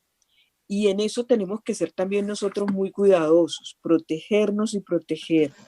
Usted puede tener la habitación de presión negativa. Si la puerta está abierta, se pierde la presión negativa. Entonces, cuando entremos a las habitaciones, ya sea que esté en cuidado intensivo, ya sea que esté en cuidado en urgencia, vigilar porque la puerta de la habitación permanezca cerrada y porque esté funcionando verdaderamente la presión negativa. En el ámbito domiciliario, si usted va a tomar la muestra a la casa del paciente o en otro espacio que no es hospitalario, la habitación debe ser de uso individual, con la menor cantidad de gente posible, una habitación con baño, con ventilación natural, con climatización independiente, con un flujo de aire de al menos 160 litros por segundo por paciente. Eso es muy difícil que en nuestro medio no tenga cómo calcular eso, pero sí debe asegurarse usted que en el domicilio la habitación tenga ventilación natural, que el paciente esté con la menos cantidad de personas posibles y que la puerta esté cerrada. Esta es una imagen de cómo funciona el aire, que es... Mira, le hundí el dedo y le puse fue el micrófono. Bueno, okay. El ejemplo de la presión positiva, la dirección del aire, yo creo que es importante que visualicen bien esa diapositiva para que identifiquen la importancia de vigilar que las habitaciones que tienen presión negativa verdaderamente esté funcionando. Yo soy obsesiva con eso. Si hay que buscar al de mantenimiento para que revise si verdaderamente se están haciendo los recambios de 12 horas, nos toca a nosotros porque somos nosotros los que tenemos que igual protegernos. Verificar que la puerta se cierre cada vez que algún profesional entre a la habitación que tiene presión negativa, porque si se deja mal ajustada la puerta, se pierde todo el objetivo de mantener al paciente en una habitación con presión negativa. Siguiente. Hisopado nasofaríngeo. Una colega preguntaba si eso se necesitaba ayuda. La respuesta de la colega fue excelente. Entre menos personas estén en la habitación, es mucho mejor. Es un procedimiento sencillo que depende mucho de la sutileza con la que se realice. Es un procedimiento que no demora creo que nos demoramos más vistiéndonos que introduciendo el hisopo en la nariz. Todos alguna vez hemos estudiado anatomía de la vía aérea superior, ¿cierto? Si ustedes se dan cuenta, la imagen de arriba, al introducir al hisopo por la nariz, si usted lo mete, no hace la inclinación del paciente de 45 grados, usted no va a alcanzar exactamente a donde debe ir, el sitio exacto a donde debe llegar el hisopo para poder tomar la muestra. Las sugerencias de las guías es recolectar con hisopos con punta sintética. No sugieren los hisopos de madera o los hisopos con alginato de calcio. Las guías del Instituto Nacional de Salud, las guías de la CDC, las guías de la OMS recomiendan los hisopos de poliéster o de dacrón. La primera cosa siempre será etiquetar la muestra justamente para evitar contaminar después que has cogido todo con los guantes el lapicero para escribir. Lo segundo es explicar el procedimiento al paciente. Yo creo que eso es un punto que no tiene discusión. El paciente tiene miedo porque cree que tiene coronavirus, el fisio tiene miedo porque cree que se va a contaminar y yo le voy a meter un hisopo en la nariz que no debe ser nada agradable. Entonces la primera cosa es explicarle el procedimiento al paciente para que sienta confianza y para que sepa también la importancia que tiene la prueba que se le está realizando. Las guías hacen la salvedad de solicitarle al paciente que cubra la boca con un pañuelo o con una mascarilla quirúrgica para evitar que cuando él tosa tengamos exposición a más aerosol, ¿cierto? Aquí hay un pequeño error y lo reconozco. Yo pedí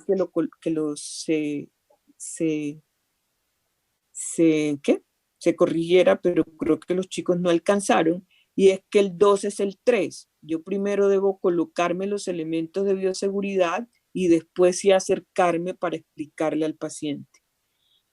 Se coloca al paciente sedente en un ángulo de 45 grados y se va a introducir el hisopo en una fosa nasal y la profundidad es igual a la distancia desde la fosa nasal hasta la abertura externa de la oreja. Si ustedes ven la imagen, él no va totalmente recto, él va un poquito inclinado para poder alcanzar y poder girarlo cuando ya esté allá. Vas a hacer un pequeño giro, lentamente lo vas a girar para poder absorber la secreción y para tener una muestra con una cantidad lo suficientemente, ¿cómo se diría? Válida podría ser, para que pueda ser identificado en el laboratorio realmente una buena muestra, o puede ser para el laboratorio una buena muestra. Entonces, simplemente meter el hisopo, hacerle giros para absorber la muestra, retirarlo, y el hisopo debe colocarse en un vial de plástico. Ya él contiene 1.5 de medio de transporte viral, ¿cierto? Y se corta el resto del escobillón. Lo que queda por fuera, eso es fácil de cortar, eso no hay que hacer fuerza ni mucho menos. Se corta y se tapa y se enrosca adecuadamente para que haya un cierre hermético del hisopo dentro del medio del vial plástico, ¿cierto? Hay que asegurarse que quede bien cerrado porque en el transporte, para evitar que en el transporte se pierda la muestra. Después que usted ya tomó la muestra, y aseguro, ahorita vamos a ver de cómo se guarda, usted va a retirar todos los elementos de protección personal, gafas, bata, gorro, guantes, máscara. Y ahí ya tomó la muestra. Yo creo que nos demoramos de verdad más vistiéndonos que tomando la muestra. Siguiente. Para el hisopado orofaríngeo, aquí sí es importante tener la careta más, sin lugar a dudas, porque aquí el paciente no tiene cómo colaborarnos tapándose la boca en caso de que tosa o estornuda, porque va a tener la boca completamente abierta. La misma recomendación del tipo de hisopo que hay que usarse. Etiquetar igualmente la muestra, colocarse los elementos de bioseguridad, explicarle al paciente Algunos toman la muestra de pie, la mayoría de las guías definen posición sedente con un ángulo de 45 grados.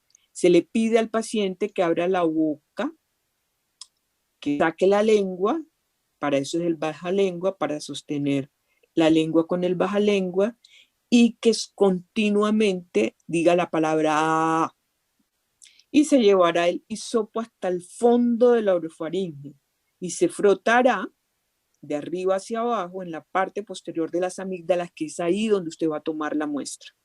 Usted también frota suavemente, ¿cierto? Las amígdalas para que se absorban las secreciones con el hisopo, sacas el hisopo de la boca y se realiza el mismo procedimiento que se hizo con el hisopado nasofaríngeo. Se coloca en el vial de plástico, se corta el resto del escobillón, se cierra herméticamente y se guarda. El vial plástico sería el recipiente primario y ese vial se va a guardar en otro recipiente que es el que se denomina recipiente secundario. Se hace el retiro de los elementos de protección personal y se finaliza, al igual que en el hisopado nasofaríngeo, con lavado de manos. Siguiente. Este es un video que después lo ven. No sé si da para abrirlo. Igual, esa presentación yo creo que está en la página. Sí. Eso es un video libre del Instituto Nacional de Salud que describe todos los pasos que yo ya mencioné. Es simplemente para ilustrar lo que acababa de decir. Puedes pasar la siguiente. Eso está libre. Siguiente. El transporte de la muestra, Edgar bien lo mencionó, el transporte interno es el que se realiza desde urgencia, hospitalización, consulta externa, UCI, al laboratorio, ambiente meramente clínico. El recipiente principal o primario contiene la muestra, el vial plástico, el vial donde usted va a guardar la muestra en el medio viral. El embalaje secundario, que debe ser resistente y antifuga. Usted ahí va a meter, yo creo que ahí está una imagen, ahorita se las muestro, donde usted va a meter la muestra, y el embalaje exterior adecuado, que generalmente es una neverita, lo que en el medio vemos casi siempre es una neverita que lleva las pilas congeladas para mantener la conservación de la muestra. El transporte externo es el que es de una institución a otra por vía terrestre o aérea, o corta o larga distancia.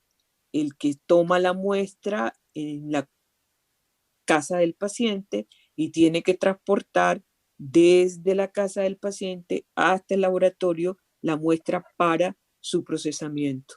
Igual debe ir en un recipiente principal o primario, que es el que contiene la muestra, el embalaje secundario, ¿cierto?, que debe ser resistente y antifugas para que no se salga la muestra, y en la guía describen cómo en ese embalaje secundario se pueden poner toallitas de papel para que ajuste y para que si se derrama o algo, se absorba, pues eso no sería lo ideal, ¿no? Que se derrame nada, porque debería estar bien cerrada. Y el embalaje exterior adecuado, que es en la neverita o el recipiente adecuado que se tiene para el transporte de la muestra.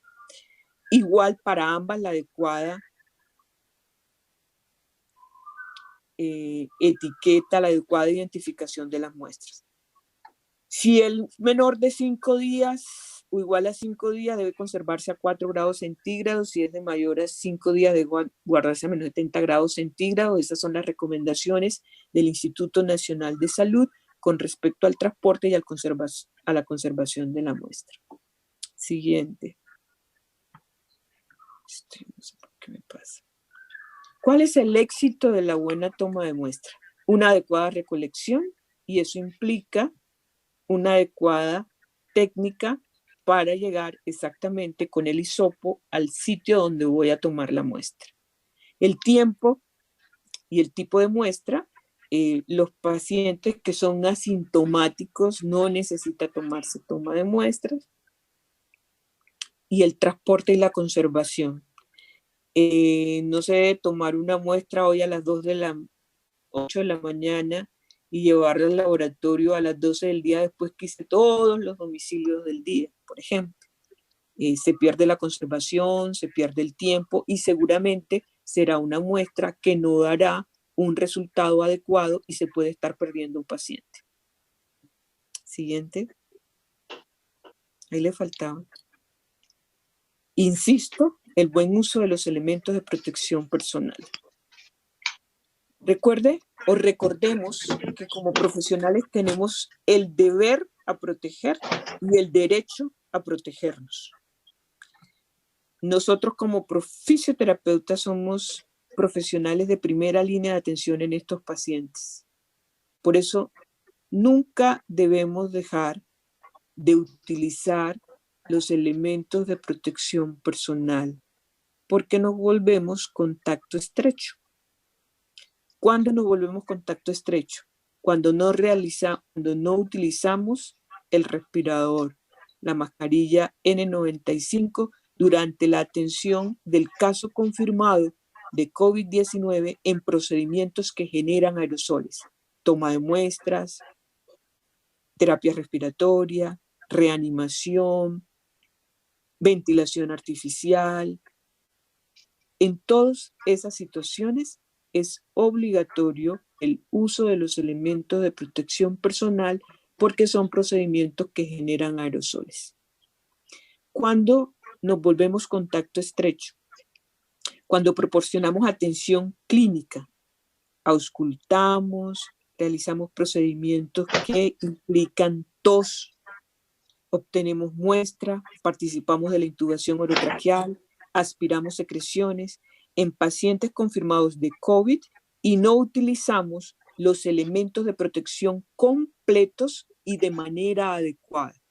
¿Y qué es completos y de manera adecuada? Aunque parezca bobada.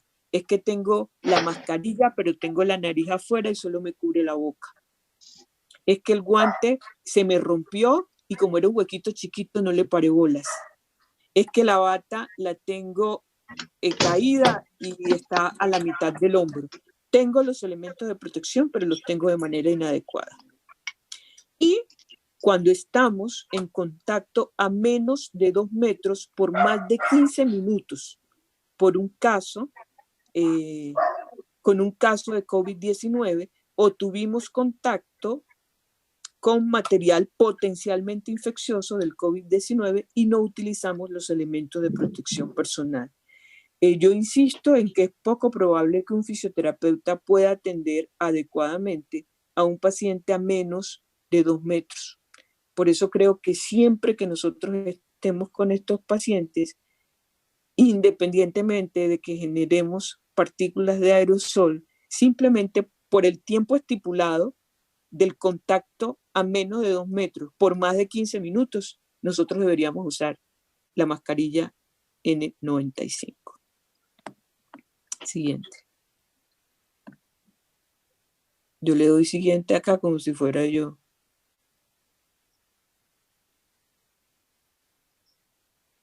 Y lo importante, protegernos nosotros, pero también proteger a nuestras familias.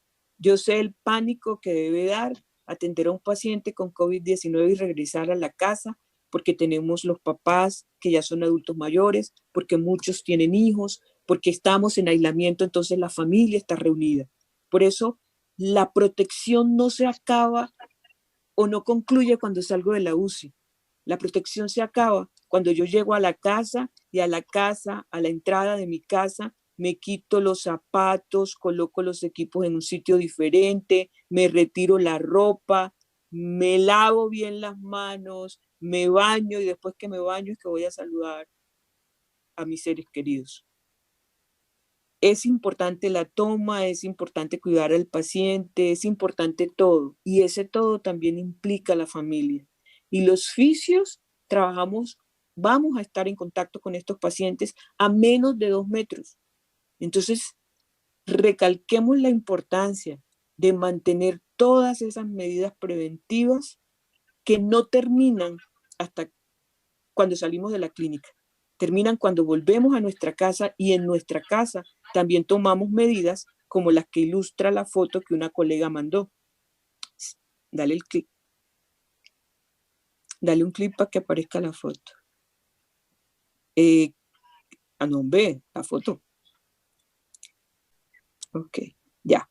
La importancia de la foto de la colega, que arbitrariamente la tomé para la presentación, porque creo que ahí es donde se acaba la protección. Ahí es donde yo verdaderamente estoy diciendo, bueno, hasta aquí se acabó el ciclo de hoy. Voy a dejar todo aquí afuera, aseo de manos, zona sucia, la ropa, los zapatos, y atravieso esa división para poder llegar a mi familia con la tranquilidad de la satisfacción del deber cumplido con el paciente y con la familia, porque no podemos descuidar a los abuelos que tenemos en la casa, a los niños que tenemos en la casa. Las familias están todas unidas, todas en un solo espacio, y no se trata de cuidar al paciente solamente, se trata de cuidarnos todos, porque no podemos volvernos nosotros los que contagiemos a los otros.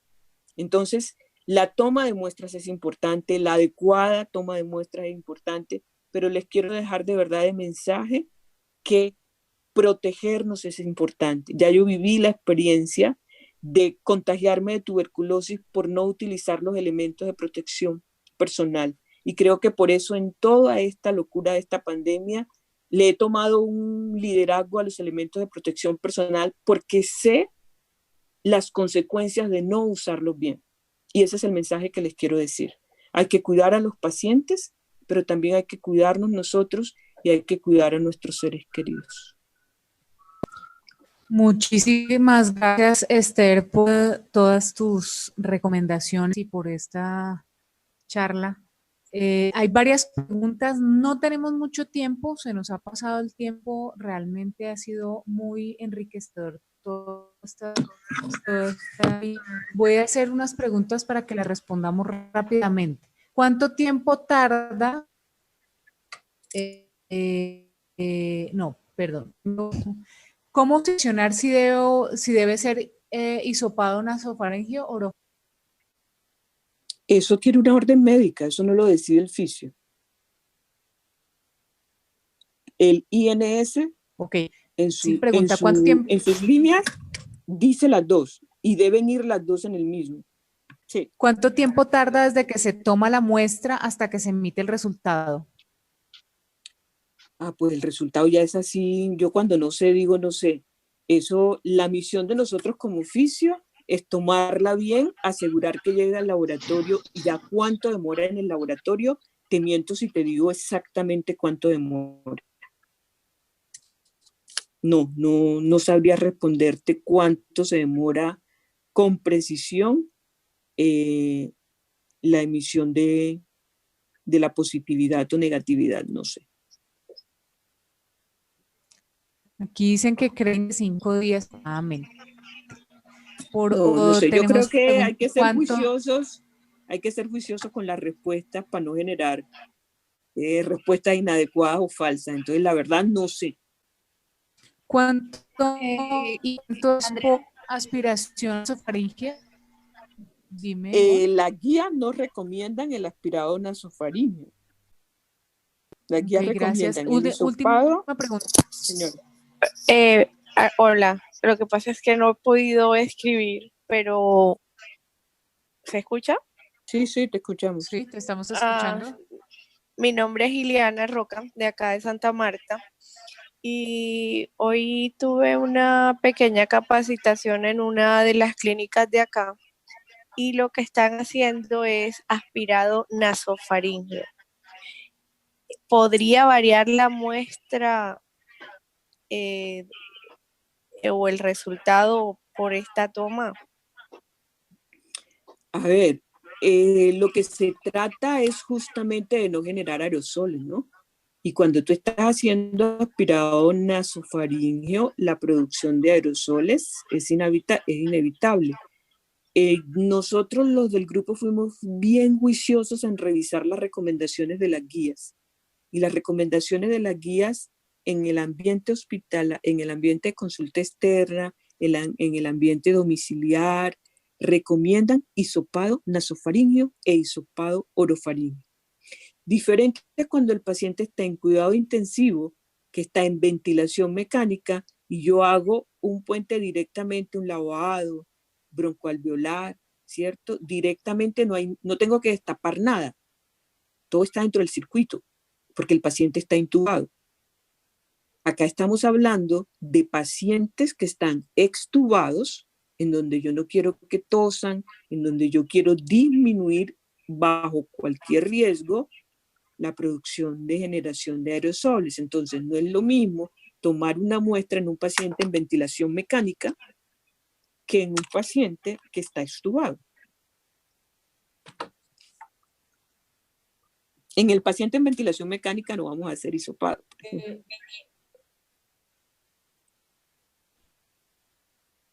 Señora. Sí. Precisamente aquí había otra pregunta de eso, porque dice, entonces los estamos tomando en muchas instituciones no por hisopado, sino por aspirado nasofaríngeo, y la secreción que sacamos va directo a un recolector de mucosidades que no contiene ningún material. Por eso le digo. Yo solamente les digo que uno tiene que ser... Yo creo que ahí ya se... Es juicioso con lo que sugieren las guías, ¿no? Eso ya está definido por las guías.